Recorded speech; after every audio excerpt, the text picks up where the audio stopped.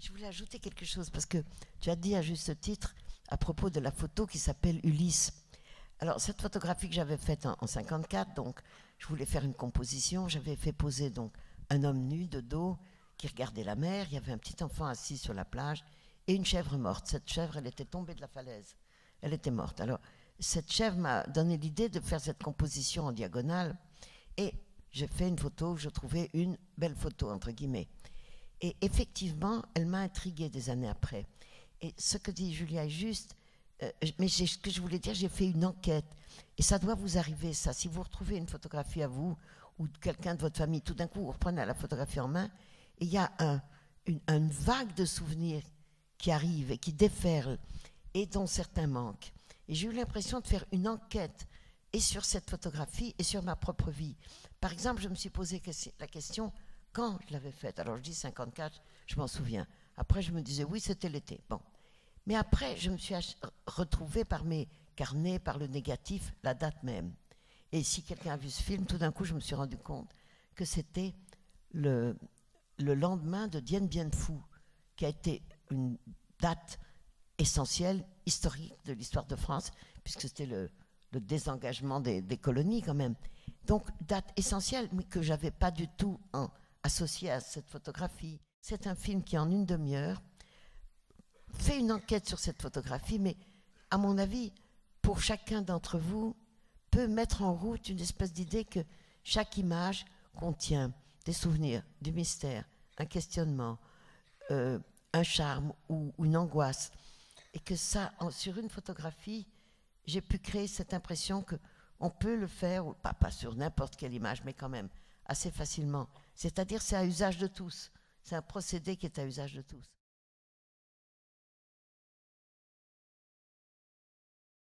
Quand on fait du documentaire, il faut se dire qu'on aime les gens qu'on filme.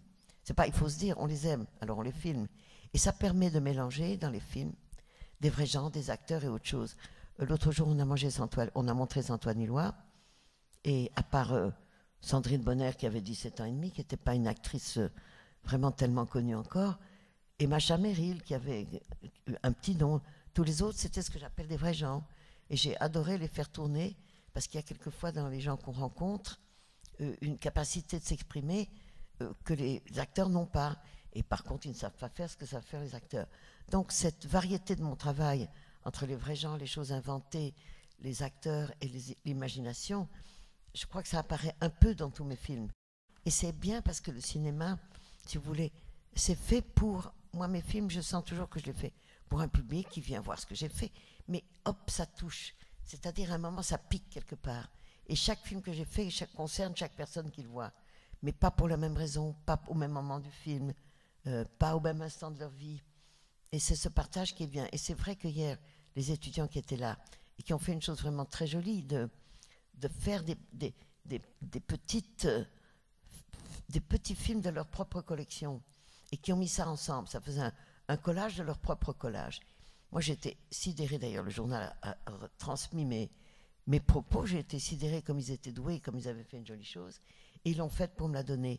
Et c'est comme un retour de cinéma, j'ai été très touchée. Donc, je ne peux pas dire que je sois malheureuse. Depuis que je suis ici, je n'ai que des bons retours d'impression. J'ai présenté 3 films, c'est vrai, aujourd'hui ça fera 4, plus l'exposition.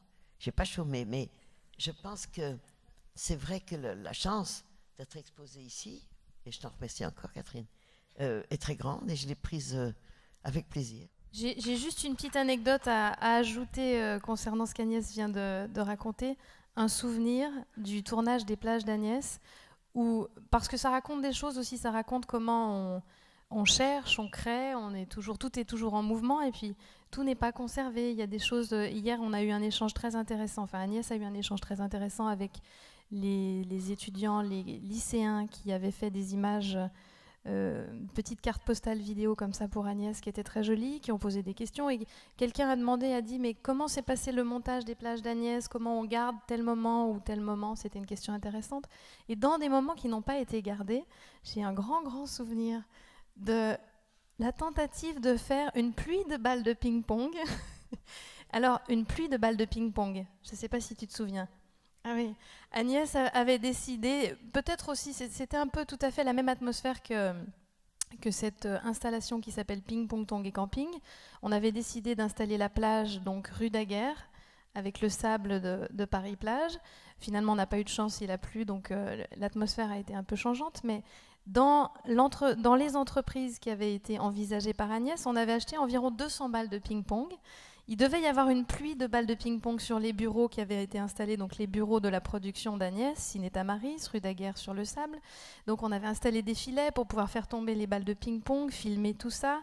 Et les 200 balles de ping-pong avaient chacune une inscription où c'était marqué une publicité, ça devait être la marque des balles de ping-pong. Et cette marque, c'était quelque chose comme Art Tostisto, ou je ne sais plus exactement, mais dedans il y avait Art. Et Agnès a fait gratter, donc par ses collaborateurs, toutes les balles de ping-pong, car quand on les filmait de près, on voyait quand même l'inscription, et on avait conservé uniquement le mot Art. Donc on avait gardé les 3 lettres Art. Il fallait gratter toutes les autres, donc il y a quand même des petites mains qui ont gratté 200 balles de ping-pong. Et en plus, il fallait convaincre les voisins de toutes les fenêtres de pouvoir venir de leurs fenêtres. Il y avait quelqu'un qui jetait des seaux de balles pour que ça parte de tous les côtés à la fois. Maintenant, je m'en souviens. Voilà. Et ça, bien, vous ne le verrez pas, ça n'a pas été On conservé. ne l'a pas gardé, tiens, voilà. Il faut pouvoir jeter aussi.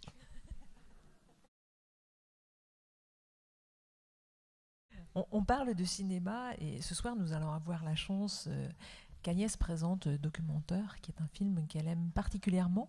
Mais pendant 2 mois, nous allons voir tous les films d'Agnès, voir ou revoir d'ailleurs, découvrir certains films qui ont été restaurés. Je pense notamment à Cléo de 5 à 7, qui est vraiment, qui revit dans la restauration. Et peut-être qu'Agnès a envie de parler d'un film ce soir, puisque nous aimerions avoir Agnès pendant 2 mois, mais elle ne sera plus là demain. C'est vrai que j'aime beaucoup Documentaire et qui va être présenté ce soir, mais pour un soir de fête, il n'est pas rigolo. Hein.